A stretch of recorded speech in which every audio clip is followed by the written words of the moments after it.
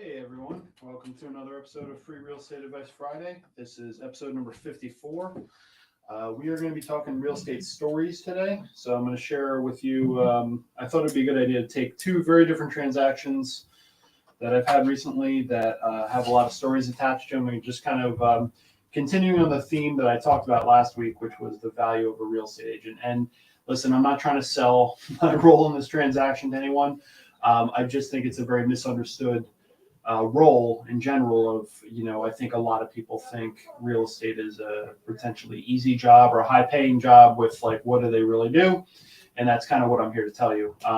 If you have that thought, real estate agents kind of have an easy gig with a lot of money. I'm here to tell you that it's really not like that. There's so much to be discussed about what the realtor is actually doing to help you in the process of buying or selling a home. So we're going to take two of my recent transactions to talk through. I'm going to leave out all the specifics, obviously, as far as like addresses and stuff like that, or specific towns or anything like that. But I'm going to take you through two. One is a dual agent on both sides, a listing, and I have the buyer as well. And another one is a residential deal where I am representing the buyer. So we'll talk about those in a second. Wanted to give a few plugs. I try to do this at the top of every episode and plug a few local businesses. So the first is my trusty lender, Todd Mershon with Movement Mortgage. Probably the lender that I work with the most. I really love working with Movement Mortgage as a company because of the offerings they have, competitive rates, really creative programs, especially in a kind of challenging market. They have a lot of different buyer programs or people that are home sale contingent. There's ways for them to get out of that contingency, ways to get you to be a cash buyer if you wouldn't necessarily be a cash buyer.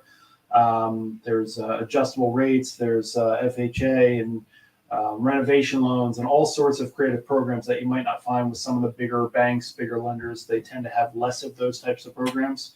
Movement Mortgage is really great with that. Todd gave me this great sweatshirt for Christmas, Movement Mortgage sweatshirt. But if you ever need to have a discussion with a good lender who's very strategic and wants to take your business, in a very important aspect that I kind of talked about last week, but your lender should be very strategic with you. The first thing that your lender is going to do is get a complete financial picture from you, and then kind of dig into your motivations for what you're trying to do, and take your entire case and put together what a good strategy would be. If you're not having that conversation with your lender and they're not offering you every possible option and direction and strategy, then I think, I would tell you that you should probably talk to another lender. I mean, it's a good idea to talk to a few anyway, but I will say that, having those strategic conversations and having that lender really understand your picture, the conversation for me is going to be different for the conversation for another buyer and another buyer and another buyer. Everyone has, different financial resources available to them and different goals, and it's just so important to have those strategic conversations. So that is why I highly recommend Todd Mershon with Movement Mortgage, because he is very good at having those conversations and has done very well by my clients and helped us through some very difficult situations, as well as the servicing on the back end. It's a very different experience when you work with someone locally like Todd, where you have a person that you're going to call. They know you by name, they know your situation, they usually know where you're at in the transaction, they might even know why you're calling. Whereas if you call a bigger bank, you're probably calling an 800 number. You're getting someone that's going to look up your file, and those conversations are very different. So, highly recommend Todd Mershon with Movement Mortgage. If you need his contact information, you can go ahead and message me, call me, text me, email me, whatever it may be, and I'll be happy to put you in touch. The second was a contractor I actually just met. Was very impressed with them, and I wanted to just give them a quick shout out. They have no idea that I'm giving them a shout out, but wanted to go ahead and do that. And that is this gentleman right here, Quantum Electric LLC. I met the owner, Alex. They're based out of Phillipsburg, but this was for a property in Hunterdon that he was helping me with. He was actually helping me with a standby generator. Had a really good talk with him about all the considerations and different choices that need to be made as far as this was a propane fueled setup. So running the propane line, positioning on the house, why you would make certain choices, pros and cons, different brands of generators, and just a really good hands-on conversation. I don't really have an electrician that I work with regularly. I've had a few over the years that I do work with here and there. Part of the problem is, honestly, is availability with any contractor. And I found discussing that with Alex, I had a really good conversation about how he manages to keep himself available and answer his phone and whatnot. And I was just really impressed with him. So that's Alex from Quantum Electric. Business card here. 908-343-7647. If you need a local contractor, 100 in Warren County, I'm sure he travels further. I was very impressed with him. And great price on a standby generator, by the way. We've been pricing them out for our own house for a few years now, and I was actually really impressed with the pricing and the brand and his work and the way he walked us through what considerations and choices to make. So if you need an electrician, not just a generator, but really any electrician work, give him a call. So that's Quantum Electric, LLC. And then last but not least, I want to talk about Dassett Home Inspections. I've had Dassett actually on the podcast very long ago. Man, I don't even remember how long ago it was. Let's say somewhere in probably the top first 20 episodes, somewhere in there, I had Lisette on from Dassett Home Inspections. Dassett is probably my almost definitely my most used inspector. I've been using them for years, and Dan is the inspector. Lisette, his wife, is kind of the back office, and they're really fantastic to work with. They're based out of Clinton here, where I'm sitting, and they do a great job. They're actually going to try to be on the show, hopefully next week, maybe the following week. They actually have their own podcast, which is great. I just got tuned into it, and it's called I believe it's called the Home Doctor, something like that. Again, these are the kind of things I should probably look up before I get on here, but I can think of House Doc. It's called House Doctor on Dassett, and they do that through the Hunterdon County Chamber of Commerce. But they're great, and if you need a home inspector, they're always amongst my recommendations. But they'll be on next week. We haven't even really decided what we're going to talk about. But it's always interesting. Home inspections are kind of an ever-evolving thing. I'll give you a perfect example. Years ago in New Jersey, we didn't see too many sewer line scopes. We do a lot of business in septic, especially here in Hunterdon.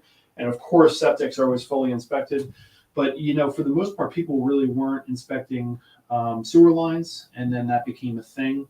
And actually, I don't think that Dassett scopes sewer lines for the time being. You would probably just use a septic inspector. But just to say the point that it's just changed so much over the years that no one was really inspecting them. And then, we started to see problems, and then people started inspecting almost every sewer line. So they're just going to come on and talk to us about, what's new and different in home inspections and just some basic due diligence that you might want to take in selecting an inspector.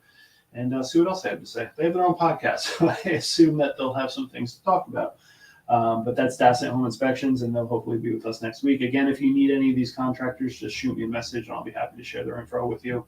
Always happy for another local small business to, get a referral that, comes from a genuine place that, they're just very good providers and good people. So that's Dassett Home Inspections. But let's get into it a little bit. So 2 transactions that I wanted to talk about this week. So we talked about last week about the value of a real estate agent. And, again, I'm not trying to sell anyone on the tasks that a realtor goes through. It's really just coming from a point of trying to make people understand the complexity and the scope of what we do. And, the way I explained it to someone the other day was,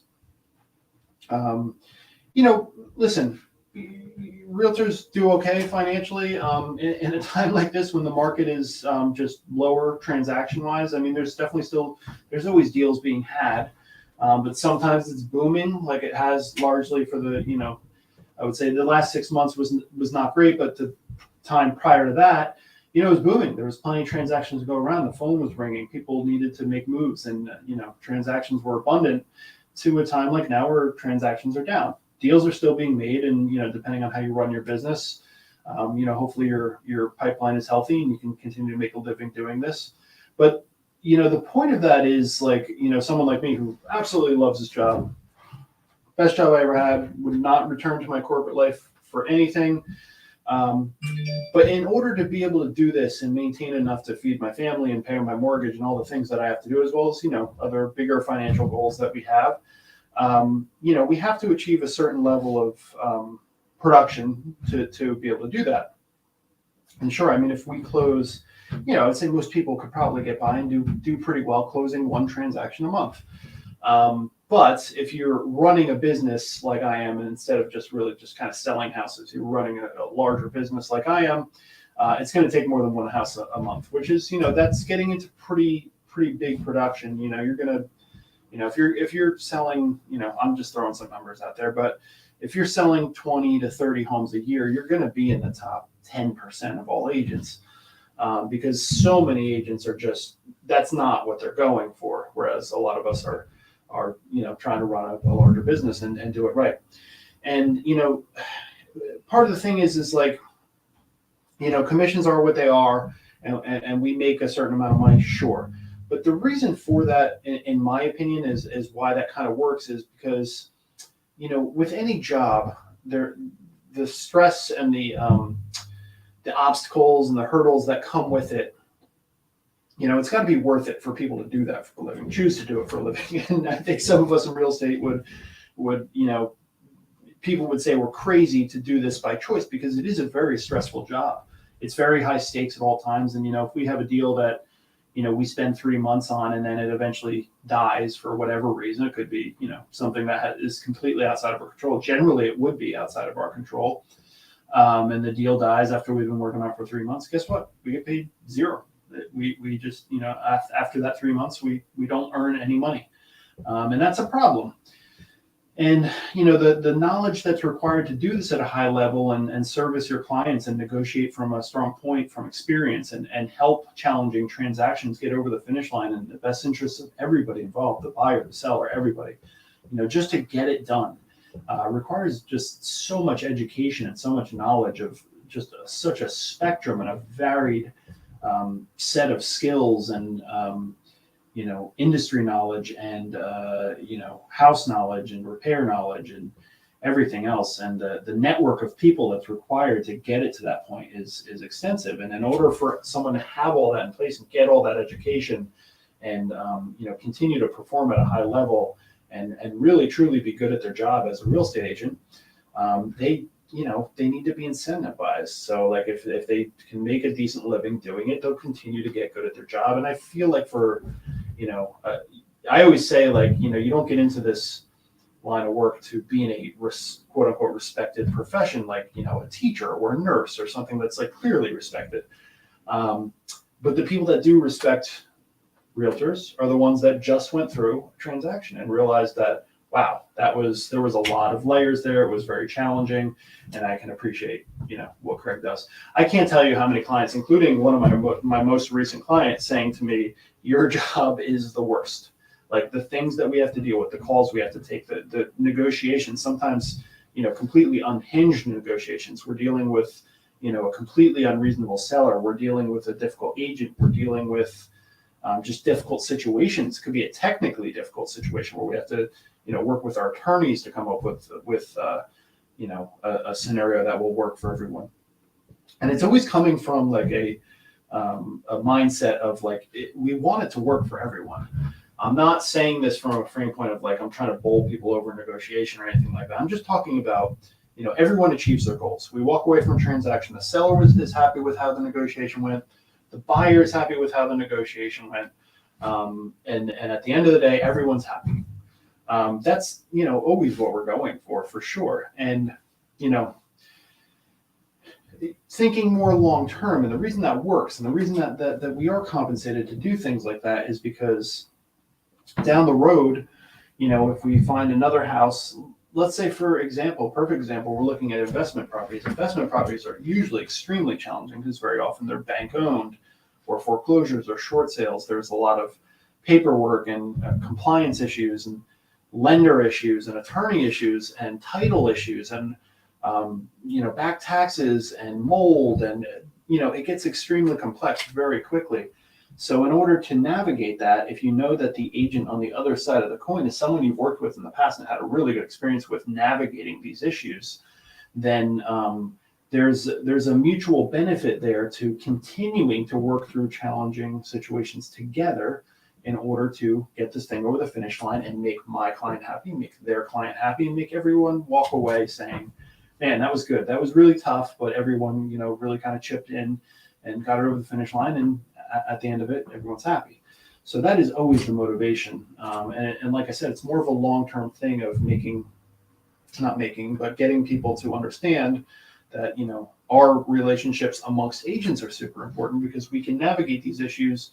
The best agents can do it without any sort of emotion. No one is getting pointing fingers about, who should be managing their client correctly or who's making the right argument, or, we're always just looking at it from a place of abundance and saying, how can we make this work for everyone? What's fair here? We're not necessarily negotiating as to who's going to win, because that's not really the nature of it. And honestly, if it's a super complex situation and a challenging situation, that's not how that's going to get resolved. It's going to get resolved by everyone coming up with a resolution that everyone's going to win and everyone's going to get some version of what they want. And if we have someone in that transaction that's negotiating a difficult position that is unreasonable, then we still have to come up with ways to make it work. We have to have difficult talks with our clients and say, look, they're not going to budge on this, and that's not right. But, here's where we're at. That being considered, do you still want this? And if so, let me see what I can do to make it work for you. And, I can pre-negotiate with the other agent and see if we can come up with some sort of agreement, present it back to my client, say, would this work for you? If it does, okay, great. Let me call the attorneys. I call the attorneys. I tell them what's been discussed. And, we hope to make it work. Those kind of things are extremely complex. And why is that challenging? So if you're, working with a family member who only has a few transactions under their belt, they don't know necessarily what a reasonable negotiation standpoint would be. They don't know that, they may be being the ones that's unreasonable, because that's not how it's done typically. And what they're proposing is something that would be considered unreasonable for people that, just have more experience and would know that it's an unreasonable negotiation position. So that's where it gets challenging to use agents that are less experienced or only do a few a year. And things are just constantly changing too. So if you're not fully engaged in it and doing 20 a year, you can get a little out of touch with how things are done. We have agents that don't sell a home every year. So they only sell a home every 2 years. I mean, the market changes 10 times over in 2 years. The market 2 years ago from today was absolute insanity, 30 offers on multiple houses and stuff like that. Whereas today is a very different market, and it's a very different competitive situation. If you've been in the whole time, you've kind of navigated through that, and you understand where the current market is. The last time you did a transaction, there were 30 offers on every house, and now you get today and there's just no inventory. Things have changed quite a bit. There could be new rules, it's complex. So, when people ask why are realtors compensated the way they are, it's because, part of it, again, my opinion, is that you compensate them well. You get agents that are motivated to do the best they can because they like the job. It pays the bills for them. They can navigate the challenges and come out on the other end making everyone happy. I think that the best agents that I know really approach things of, how can I make this good for everyone? And that includes both sides of the transaction. I want my seller happy, or my buyer happy. I want my buyer to feel like they got what they wanted. But again, I don't want to necessarily negotiate a difficult position, because 9 out of 10 times that's going to go south. It's really not going to work out the way they think it will. And that's kind of my job, to referee that with my client and say, all right, let's put this in perspective. And let me tell you why that might not be a good position to take. And basically an indefensible position, or a position that I can really not say that I can get you into, because when I present this to the other side, they're going to say, that's crazy. That doesn't work. I don't want to say, yes, I do know that wouldn't work, but I can't tell my client that. That's not going to work, obviously. So there's Todd and Rashawn calling me right now. So we'll get back to Todd later. But all right, so let's talk about this commercial deal. Let's go through some actual examples of what kind of challenges we face. So this was a commercial deal. When I say commercial deal, I dip my toe in commercial a little bit. It depends on the situation. If it's a big commercial deal, There's another one that I am kind of working on. That's a much bigger deal, and I would be co-brokering that with a colleague of mine or referring it to him. Talking like big industrial space or something like that. This is a commercial deal where we're talking about like a retail apartment situation. Not any more expensive than most houses. In fact, actually cheaper than most houses in this area.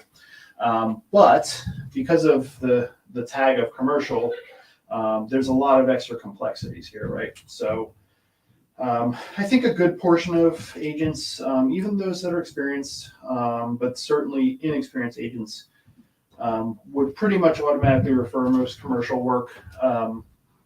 There's a different contract, a thousand different considerations. The rules are different. The inspections are different. All the pricing is different. I can tell you that anytime you're calling to get work done as far as an inspection or a tank removal or something like that, if you tack the word commercial on top of it, it's just going to make it more expensive.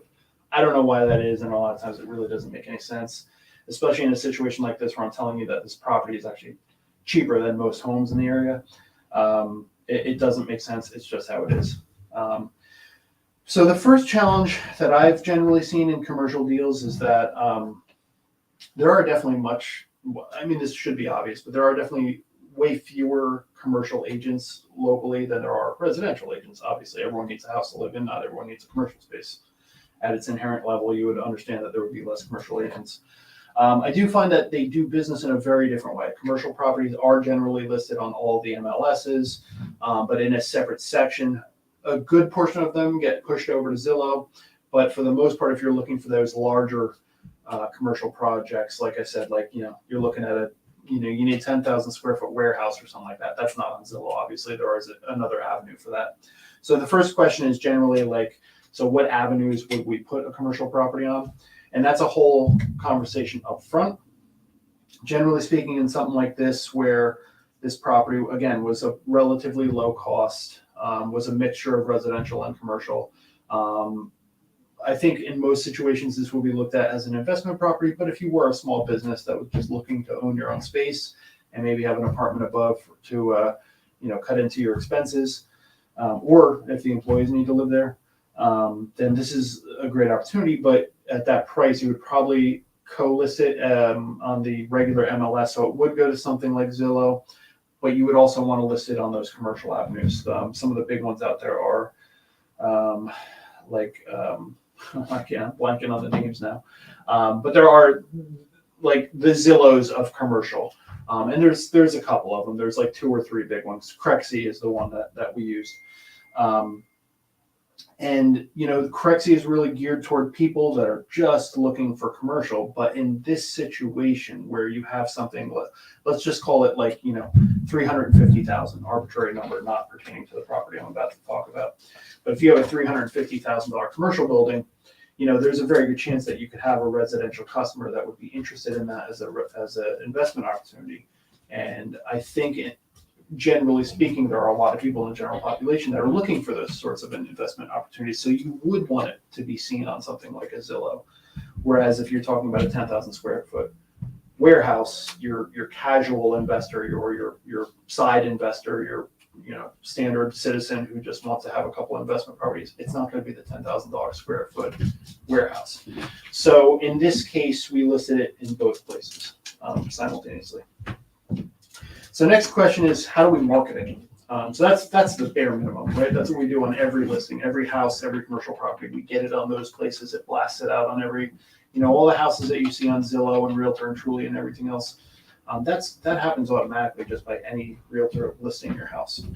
I've said this before, but if you have someone coming to your house as a listing agent and they're bragging about the fact that they're going to put your listing up on Zillow, Truly, or Realtor.com, and all the, there's like 75 of them. If they're bragging about that as a selling feature, you should take that with a grain of salt, because it's actually harder not to do that, because when you put it on the MLS, which is what we literally have to do to sell the house, it automatically goes to all those places unless they specifically opt out of it. So if someone's bragging as that's a selling trait, that's the reason you should hire them, that's a very weak selling proposition. We all do that. That's literally the bare minimum. So keep that in mind as far as marketing. Now, on a commercial property, what I found, particularly on this deal I'm talking about, was we had to go out and find the buyers, because this was a unique situation in terms of, I thought initially that it would be marketed equally. It would make sense to market it equally to investors and to small business owners that want to put a business in what would soon be a vacant commercial space. But initially, most of our interest was coming from small businesses with the occasional investor in there. Now, the tricky part is the investors want it occupied. They want to buy it with tenants in place and just, start cashing out. Maybe they put some money into the building, whatever, but they want that income coming in immediately, especially in a commercial space because they're a little bit harder to fill. Obviously, it's super easy to fill an apartment. It's not as easy to fill a retail space, especially nowadays. I mean, retail in general is, as many things in this economy are going.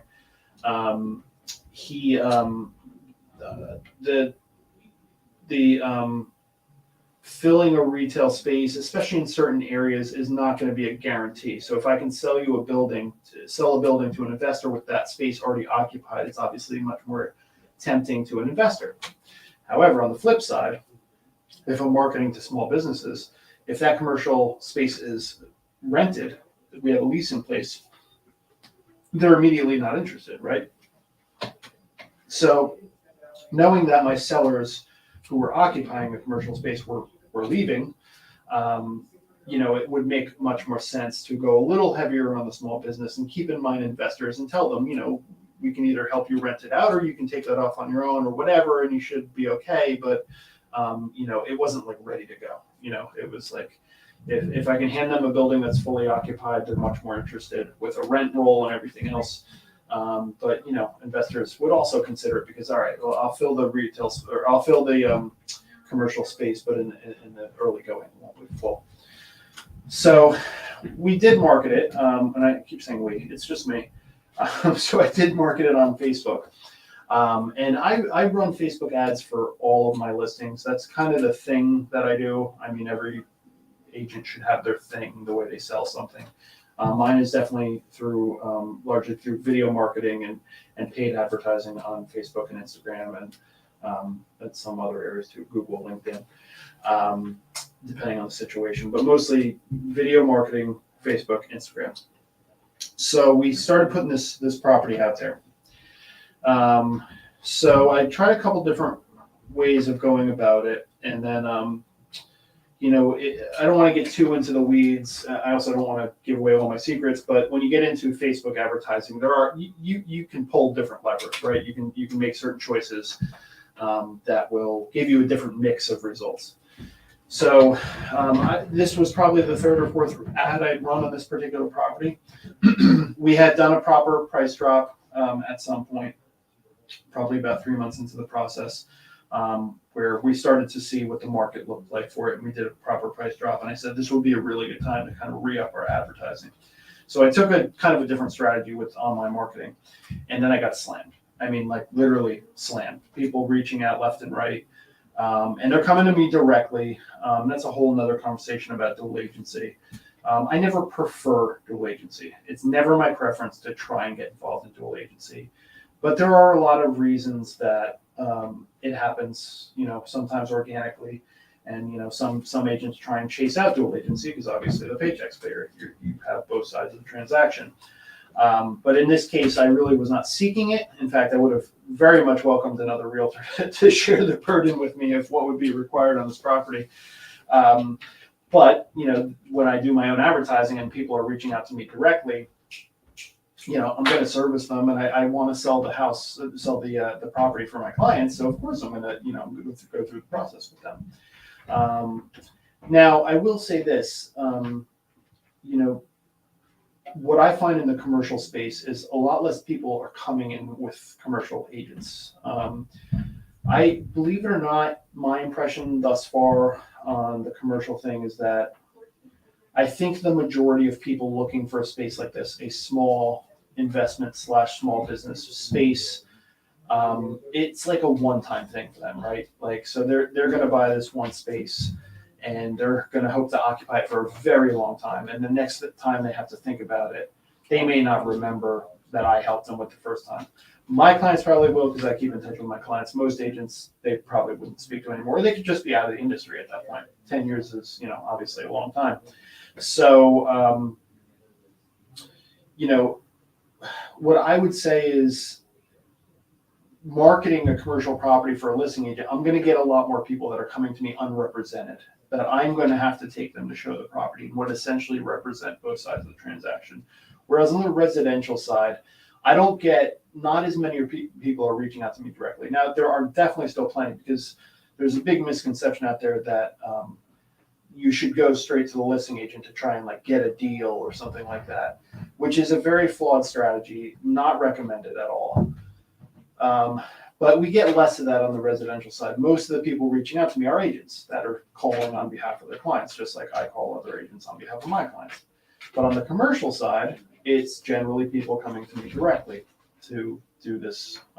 And in this case, because of the type of building, the area it was in, the price, everything else, it was mostly small business owners that were reaching out to me directly. So this opens up, a new task for me, is that I have to respond to these, copious amounts of leads coming in, and I have to vet them, and I have to ask their qualifications and what the plans are and their closing timelines and everything else. And this eventually whittles down to, out of the 30 people that contacted me, 15 of them are actually interested. And out of those 15, I actually got 5 of them to visit the property. And out of the 5 that I got to visit the property, 3 of them were qualified. And out of the 3 that were qualified, only 1 is still interested. So that's the process. And again, not talking the specifics to this property, but generally speaking, you start with this many leads, and by the time you get through all that vetting, you're down to 1. But this process here just takes a long time. It's a lot of work. So we got our buyer on this deal, and we start dealing with some of the issues. So I'm not going to get too far into particular details, but I just want to give you a scope of the type of things that I've had to do on this transaction. And again, this is just kind of talking to this point of like, why would you seek out a good realtor? My buddy sells real estate. Why wouldn't I just go to my buddy? Well, does your buddy know the things that I'm about to talk about? So we've had the questions we've had are definitely around zoning. All right, so this is a property with 2 types of aspects to it. It's got a residential aspect and a commercial aspect. So the first question is zoning.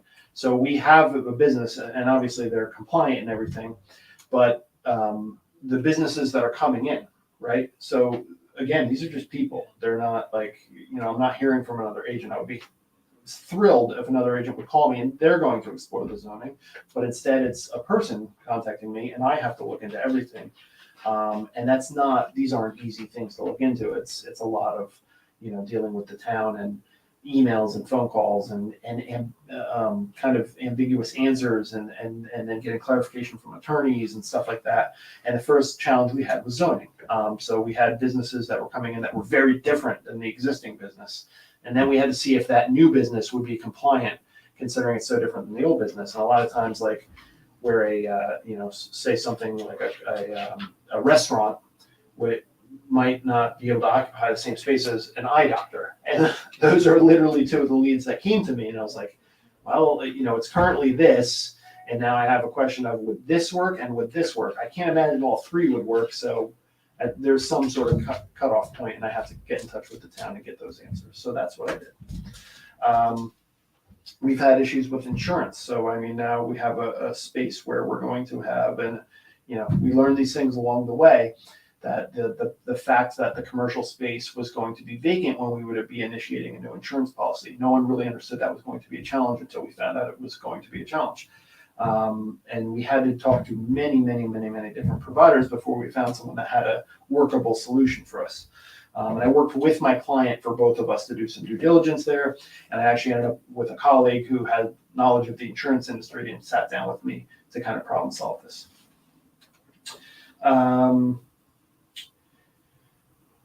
So tank sweeps, a very common dialogue around tanks. This isn't an area where there are a lot of tanks. In fact, I had just done a residential transaction right before the commercial transaction where we also had an oil tank. And I know that that particular area is very well known for having a lot of underground tanks. We get the dialogue a lot from people that say, well, when we bought it, we weren't aware there was a tank in the ground. And I have to tell people, look, I understand and I'm completely empathetic to that situation. But now you have a new buyer who did do their due diligence, and we found it, and now we all know there's a tank there. Like, we now have to deal with that. And that's really tough. It's really not anyone's fault. And actually, specifically with tanks, it's interesting because, as of like, I'd even go back 15 years, it was like the Wild West. I mean, they're really, it wasn't regulated anywhere near as much as it is now. And, New Jersey, for better or for worse, likes to regulate a lot of things. And one of the things that's become heavily regulated over the years is tank removal. So we're talking oil tanks. You'll see a lot of people still have propane tanks in the ground, and that's generally accepted as that's okay. And you might find old septic tanks or old cesspools. That's okay. Those are cement structures. Generally, in my experience, what's been done is you just basically smash them with a backhoe so that it collapses, and then you backfill it, and it's done. It's just cement. It's really not a big deal. You want to make sure it's safe, obviously, but to make that situation safe is a lot easier than an oil tank, which potentially has oil in it, and it might leak into the groundwater, and then you have a real mess in your hands. So we had to do a lot of due diligence around this tank. In this situation, it was actually under the building. That sounds like a lot. I have to always tell people that in my experience, this happens. It is something that has to be dealt with. It's not a huge deal in the grand scheme of things. It's not good news. We know that. But it's definitely, I would say 95% of the time, it's actually going to be cheaper than people think it is. It's surprisingly cheap to pull tanks out. And again, this is a relative conversation. I'm not saying the actual cost is cheap. I'm just saying, relatively speaking, it's cheap. And I say almost always it ends up being way cheaper than people think it's going to be. But that's, a lot of conversations around that and navigating through that. Something that we see every day and we're very used to. But, if you tell a homeowner that a seller that a tank was found in the ground, it's really bad news. And we recognize that. That's not to say that we don't recognize it. But we just often have to tell people, look, it happens like pretty regularly. I recognize that, sometimes people even had a tank sweep and they just didn't find it. Or they just didn't have a tank sweep because when they bought 20 years ago, that wasn't really a thing. So, we have to navigate through that and have those conversations. And again, it's just us giving context of like what's happening out there. If I tell you that, these are totally fictitious numbers, but if I told you that, 75% of homes in this area have tanks in the ground, it shouldn't be as surprising. Like, oh, I didn't realize that. So now I'm not as surprised that we found one in the ground. But if I told you 1 out of 100 have a tank in the ground and you find a tank, that's like, well, that's terrible luck on my part. Yeah, I mean, that would be true. But that context is important. So definitely apply to this one.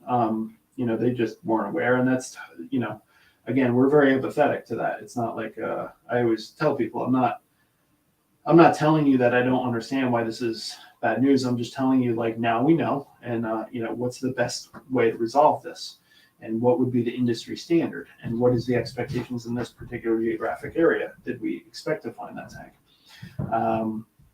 Inspections on commercial buildings are very thorough. And again, we have a situation here where we have part commercial and part residential. So there's a lot to be looked at. Very long inspections, a lot of considerations there. We had tenants in place. So upstairs was occupied by tenants. So showing that property with tenants upstairs is very challenging because, there's when you're selling a home and people live there, they get it. There's incentive for them to vacate the property while someone is coming in to see it because they want to sell the house. But when you have tenants, they don't have any incentive. They're just annoyed that someone has to come into their house.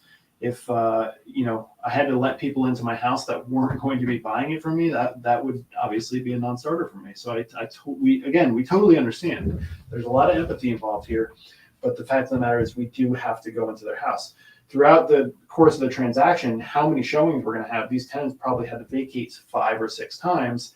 And then once the transaction's in order, then we have to do inspections, and there's other due diligence that might have to happen. So we have to ask them, say another 2 or 3 times to get out of the house for, sometimes it's 30 minutes, but sometimes like for the inspections, it could be 5 hours. So there's dealing with the tenants. Leasing, we have to make sure there's a lease in place. And if they're, what kind of arrangement is it? Is it month to month? Is it a yearly? How much notice we have? Do we want them to stay? Do we want them to leave? Well, the buyer would prefer they stay, or the buyer would prefer they leave. Well, they want to stay, or they want to leave. There's all these different considerations. The attorneys are also very involved. On a commercial sale, there's a lot of other considerations as far as the business entity itself. In terms of who is the actual owner on paper, who are the individual members, as well as the larger company that's been established, be it an LLC or a corporation or whatever it may be, who has signing authority for those things. So again, working with your attorneys to make sure that those things are being executed properly. A lot of times what ends up happening is, as you go through the process, there are little nuanced things where the LLC needs to do this, but the individuals need to do that. And often the way we're finding that out is, unfortunately, we're putting in paperwork, and where we're putting in the paperwork, they're getting back to us and saying, no, you need to list this as the LLC, or no, you need to list this as the individuals. So those things can be a little bit of a hiccup, but if you're working closely with the attorneys, you can expedite it and get it through pretty quickly.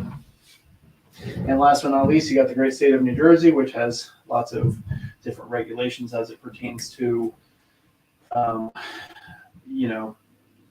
different commercial considerations and business formation situations and zoning and everything else, and inspections and fire and smoke certification and, tank removal and all those things where they're heavily considered on the commercial side.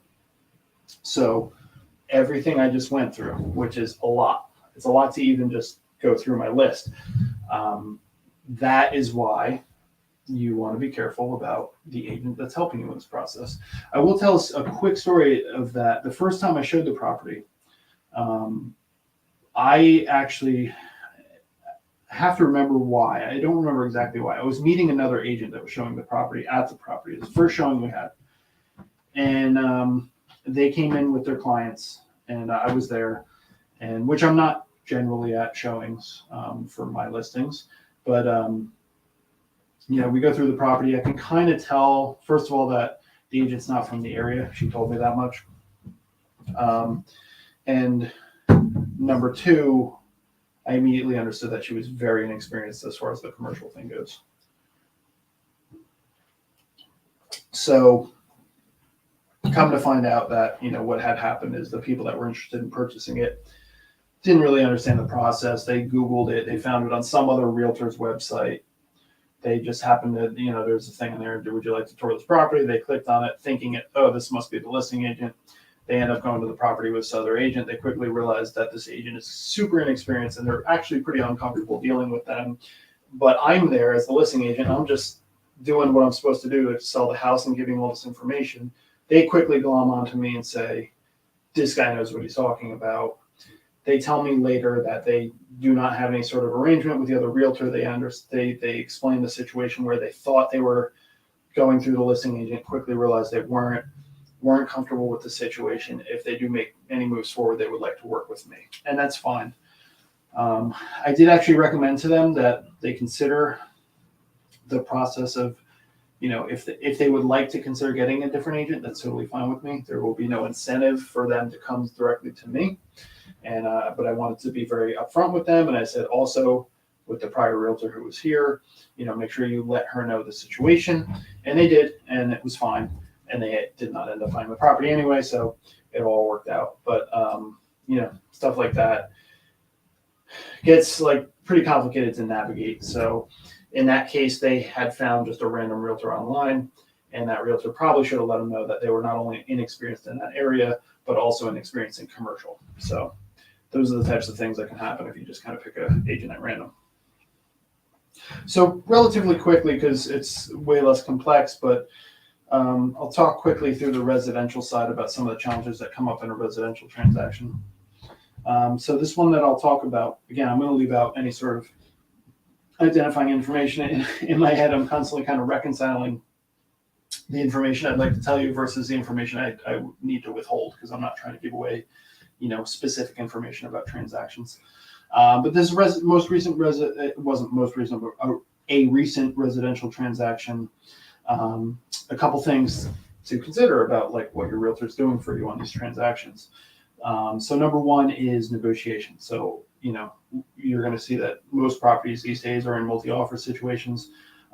While we're not in the 15 to 20 offers per house like we were 2 years ago, it's very common to have multi-offer situations. 4 years ago when I started in real estate, this was not common. Getting 2 or 3 offers on the same property was considered like a huge victory, like an anomaly almost, that like, oh my God, my property got multiple offers. But now it's the norm. So 3 to 5 offers on pretty much any property is a pretty good bet.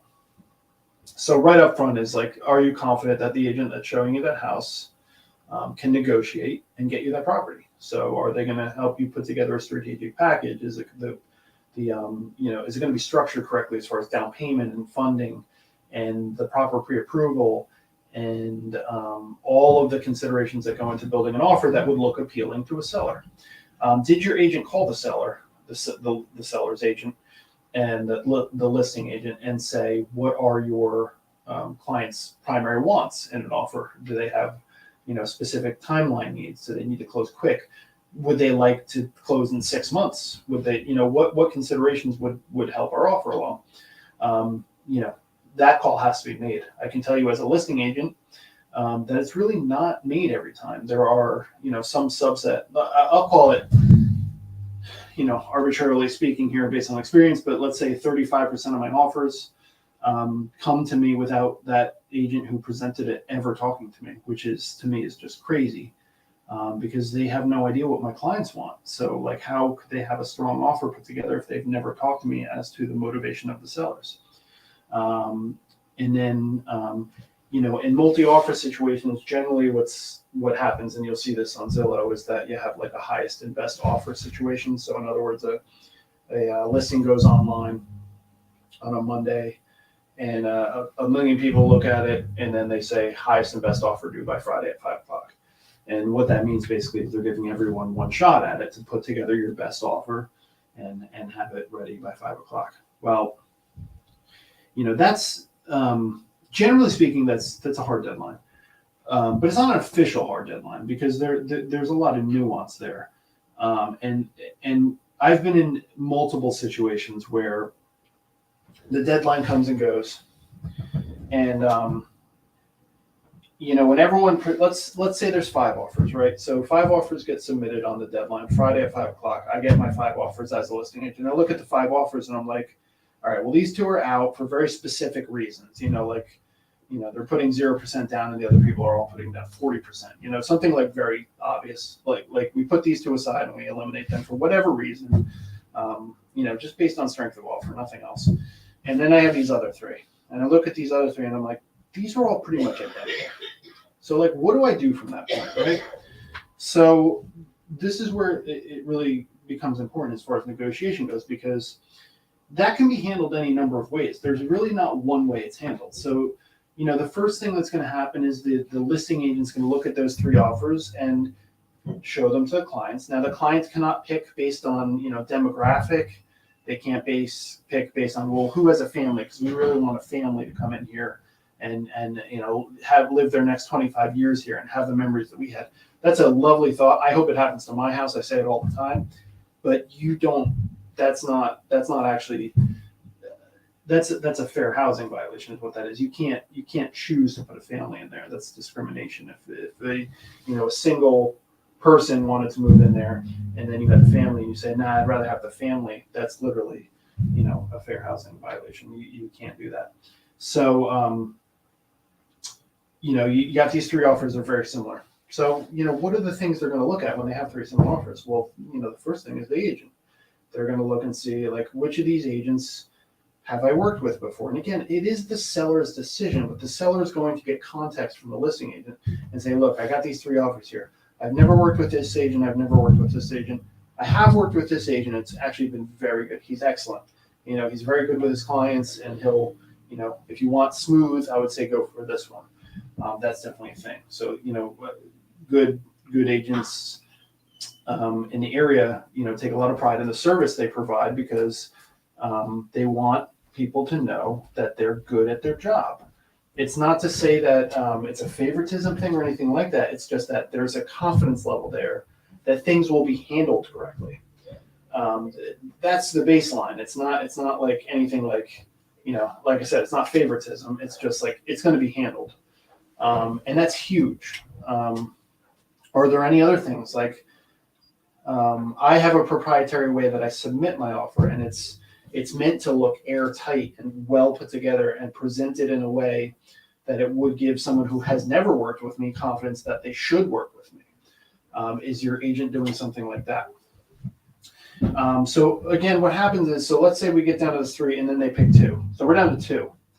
What's often going to happen is that listing agent is going to call those 2 agents and say, hey, look, I know it was due today at 5.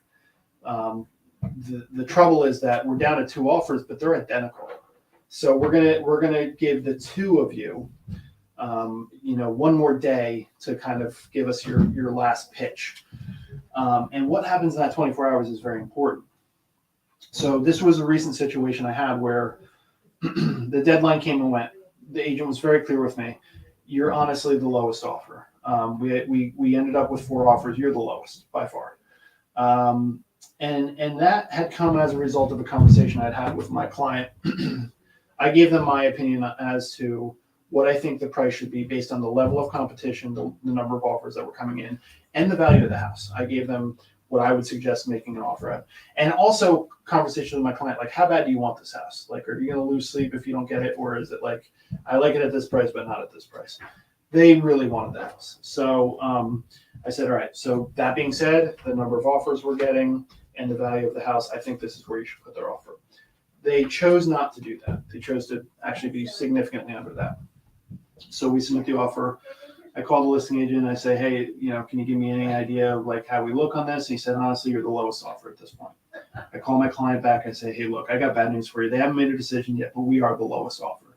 So, I just wanted to give you that context. And he's like, yeah, no, I kind of figured that might happen. I appreciate your help. We'll see what happens. 24 hours later, right? Deadline's passed at this point. The bidding process is over. I get a call from my client, and he says, hey, that number you mentioned to me, if we'd gone with your original number, do you think that would have gotten it done, all things considered? And I had a conversation with the listing agent after we decided that my clients were not going to increase their offer, and they were the lowest offer. I said, can I ask you if this would have gotten it done? And he said, I can't say for sure, but very good chance that it would. My client calls me the next day after the deadline and says, all right, what if we did that number? I said, well, it's too late. The deadline is gone. And he said, okay, well, yeah, that's too bad. I said, you know what, let me just give a call over there. So I call the listing agent back and I say, hey, look, if we get it back up to this number, this is the number that I initially selected to them. They decided not to. And then when I called them this morning and said, you guys are the lowest, we're almost definitely not getting this house. And they slept on it. They woke up and said, we've made a mistake. We should have gone with the higher number. Can we still do that? The listing agent says, honestly, that's pretty much what we have in place and it's already been signed. But in New Jersey, it's an attorney review. They have a full right to take on other offers during that time period. And this is why I say these deadlines are soft. They're not hard deadlines. It's an unofficial thing. It's really a business courtesy.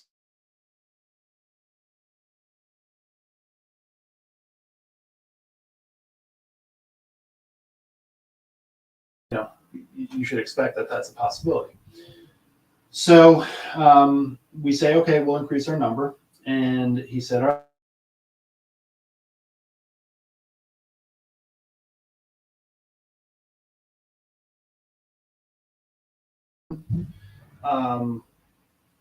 But my guess would tend to be is that it wasn't about price, obviously, because we were very similar to the offer they had actually already signed. But there was something that was giving them concern. It could have been the lender. It could have been closing schedule. They wanted to close 4 months out, and the sellers wanted to close in 2 months. But they had the highest offer. Say, all right, we'll make it work for 4 months. whatever it was, what that agent didn't call the listing agent and get those motivations. So we were able to get the house. And this has happened, I would say, 10% of my transactions, some form of that. It's an ongoing negotiation. It's extremely strategic. It's so much communication. It's multiple conversations with your client. It's multiple conversations with the listing agent to get to the root of what will make that offer work. It is not a one and done process. It is not as simple as just emailing over the offer like a lot of agents do when I get them. It's a matter of multiple conversations and really trying to get to what works for everyone, right? So that's what we were able to do. Inspections, so we have to, in Hunterdon County especially, we have to have home inspection, sometimes septic inspection if there is a septic. There could be some extra inspections. There could be chimney inspections. There could be well inspections. There could be after inspection, you might have to call in like an electrician or a plumber to look at something that came out of the home inspection, roof inspections, stuff like that. Hopefully your agent has vendors for all of that. If they don't, they can probably get them relatively easily, but all of that little knowledge and how that works, including scheduling and terms of the transaction. There are deadlines on inspections within the contract. So coordinating all of that obviously falls largely on the agent to handle all that. Getting estimates as a result of that. A lot of times when we do an inspection, we find an issue.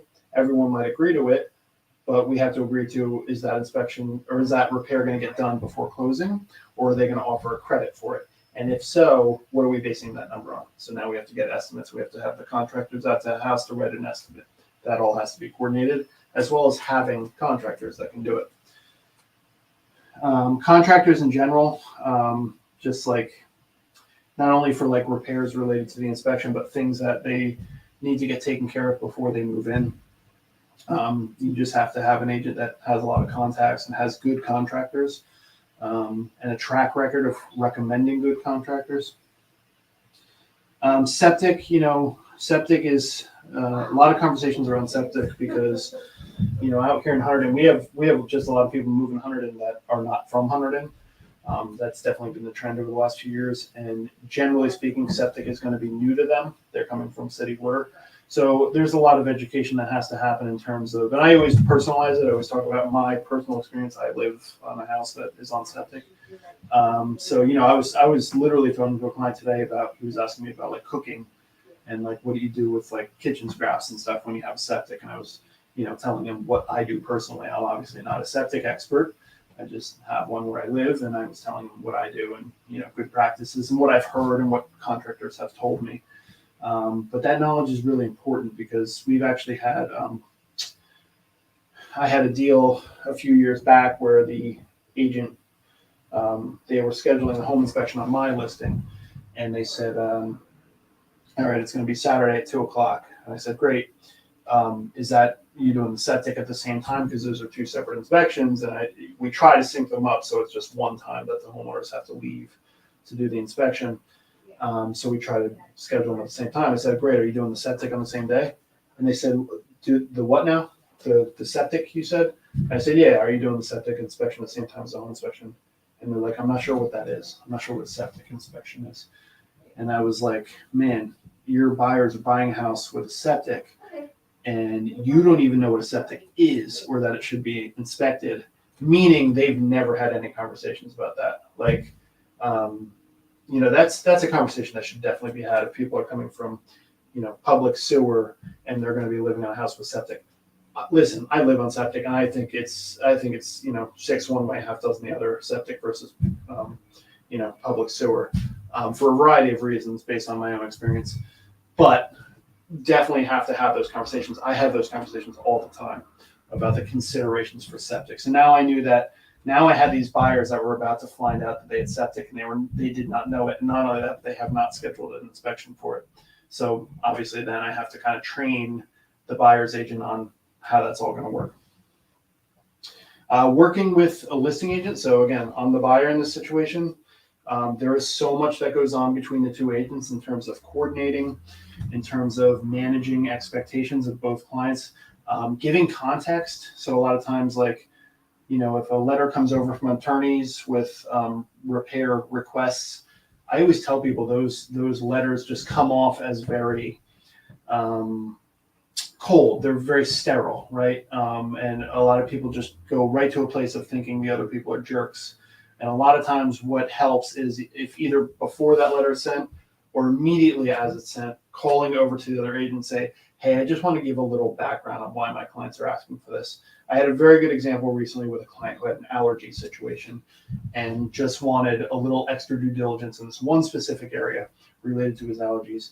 And, if that request goes over to the other side without any context, they're like, why are they doing this? No one does that. Well, let me explain to you why. There's not a lot of cost attached to it, and he's just being a little extra careful. So let me explain that. And then once you have that conversation with a good listing agent, then the listing agent turns around and has that conversation with their clients, the sellers, that's going to go a lot smoother than just, sending a letter off and crossing your fingers, obviously. So those negotiations are always ongoing. Like as the transaction is going on, it's just extended negotiations. Attorneys, so just like I talked about with the commercial side, the attorneys, it's very important to just work closely with them, help navigate any challenges that come up. A lot of times that a concern is identified with our mutual client. Again, the attorney's not working for me, it's working for the client, and I'm also working for the client. So we're separately working with the client, but it's important that we work together. So if a challenge pops up during attorney review, the attorney can call me and say, hey, can you look into this and see, what their feelings would be if we did this? So again, kind of a pre-negotiation, but it's important to, work together to kind of get to the root of what everyone's looking to accomplish. And then obviously your lender. So again, I've been plugging Todd Mershon with Movement Mortgage. A lot of times, like one that I'm doing right now, we don't have a closing schedule yet. We think it's next week, but it's not definite because we're waiting on one item basically. But you have to be very close to your lender because they need a couple days notice before they can do anything. So having them understand what's happening, what kind of potential schedule you're looking at, is very, very important because, obviously, you can't get to the closing table without the lender. So again, it's just a very specific set of knowledge that's needed for me to be able to know to call them to say, hey, this is coming up. Make sure that we have this, this, and this. Whereas, again, a hands-off agent or someone that just doesn't know never makes that call. It's the following week. The seller says, hey, we took care of that last repair. We're ready to close. Great. Let's do it. Let's do it Tuesday. And then, everything gets set up. Attorney shows up, title company, everyone's there. And then this very inexperienced agent walks into the office and says, hey, by the way, did anyone talk to the lender? And no, we did not. Oh, okay. Well, we're not going to be able to close today. That is a thing that can definitely happen. So, that also falls on the lender. If they're using like a big bank, that's very easy to slip that one by without anyone noticing that, we're missing something at that point, And some, a good attorney would probably catch that, or a good agent, but there are definitely scenarios where neither one of them catches it, and you have a problem.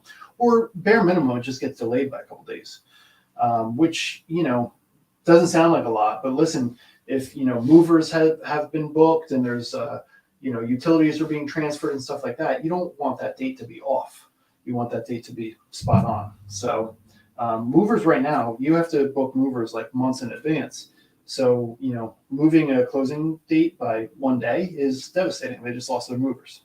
And how are they going to book a new mover in like a day? It's really tough. So these are the reasons why you should hire an agent who, definitely knows what they're doing and can tell you that they know what they're doing.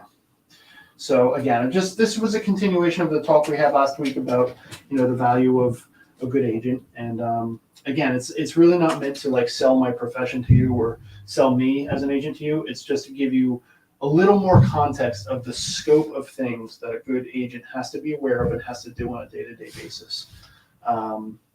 So, I just don't think that people necessarily have that context. I know some people do, obviously.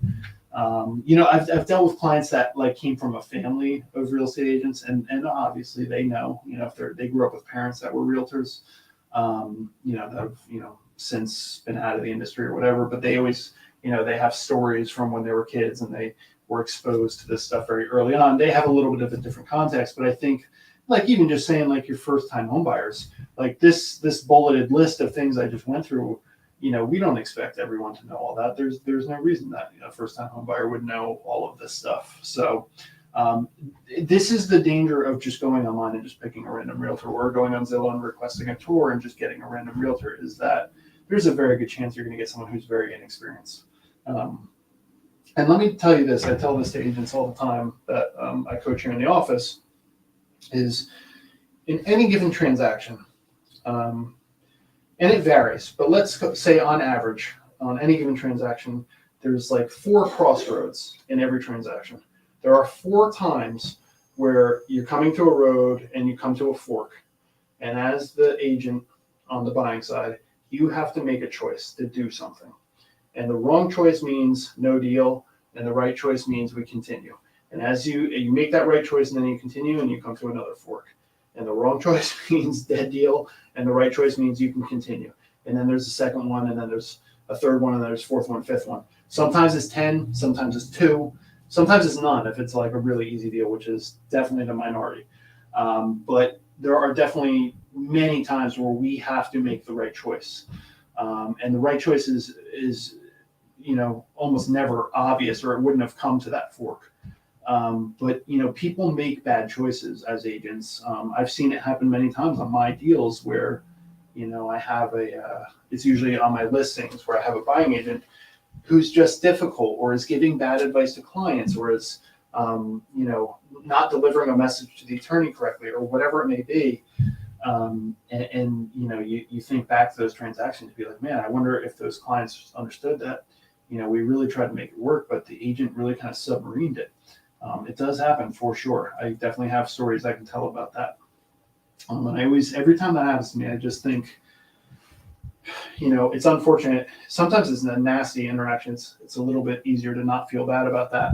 But, we have an inexperienced agent that comes in and just is very heavy-handed and just makes a few bad decisions. And you're like, look, I'm not trying to call you out or anything, but I understand you're a little inexperienced. Can I talk to you about this a little bit, give you a little more context, and hopefully, we can make it work. And if they're just being aggressive and nasty, I'm not going to try and make it work, because it's really not, if I have a feeling that this is going to be a pattern and it's going to be a hard time on my seller, and at the end of the day, I might have better prospects behind it, then I'm going to inform my seller that I think that, it may be time to look at other options. Whereas if we get an inexperienced agent that's just open-minded, and I say, look, I recognize that this is challenging for you. You weren't expecting this as your first or second transaction. And you're saying something right now that's very, outside of the industry norm. So let's, can I talk to you about that a little bit? And listen, feel free to call your broker afterwards and make sure that what I'm saying is correct. But, let me help you, get this deal over the finish line. That's fine. We do that all the time. And that's an example of a fork that agent went through, right? So they came to a point where they had a piece of information that they were probably uncomfortable with and were starting to lean in the wrong direction of like what should be said there. And again, this isn't it's not buyer versus seller in this situation. It could just be a matter of due diligence, or, we found an issue with the septic, and that inexperienced buyer's agent was like, oh, there's the septic shot. We're bailing. And I'm like, well, no. There's like a process here. You would want to do this, this, and this. And then if it still doesn't work out, fine. But, you should do that for your clients. Right? So we're back to that crossroads. That agent could decide to get aggressive and submarine the deal. Or they could be like, hey, you know what, Craig, tell me, like, what would you do in this situation? And I'll just check with someone on, at my brokerage afterwards to make sure what you're saying is correct. But yeah, let me hear you out. So, they made the right choice, and they can continue down the path of that transaction. But that's every transaction. There's times where it's, 10 forks in the road, and there's times when it's, 1 or 2. But, every agent has opportunities to submarine deals if they just don't make good choices, or take good negotiation stances, or advise their clients properly, or communicate with attorneys, or, pick the wrong vendors, or whatever it may be. That is definitely a thing. So Hope this is helpful. I mean, honestly, if anyone made it through almost an hour and 10 minutes of this, you can go ahead and hit me up in the messages, and I will definitely send you a prize because I really honestly get sick of hearing myself talk for this long. So I can't imagine anyone else. I will say on most of these things, most of the viewership comes after the live. I can see that there's a few people that have watched throughout this and they come and go, and that's totally expected if I'm going to ramble on for an hour and 10 minutes. But most of my viewership does come after the fact. But if you made it this far, then thanks so much. I definitely appreciate how much feedback I get and how many people watch this somewhat regularly. And it's very, very appreciated. I'll continue to say, if you know anyone that has a small business locally or even an online small business, let me know, and I'd be happy to plug their business at the front of the show. I try to do it every episode. Usually it's just based on stuff I did throughout the week, but if you know someone that wants to even come on and talk about the business, I'm happy to have it. And then if you need anything at all, real estate related or otherwise, my phone number is right there, and you can message me, email me, text me, on LinkedIn, YouTube, wherever you feel comfortable, I will get it no matter what. So that's pretty much it for this week. So hope everyone's doing well and staying healthy. I know that's a challenge these days, and we'll talk to you all soon. Take care.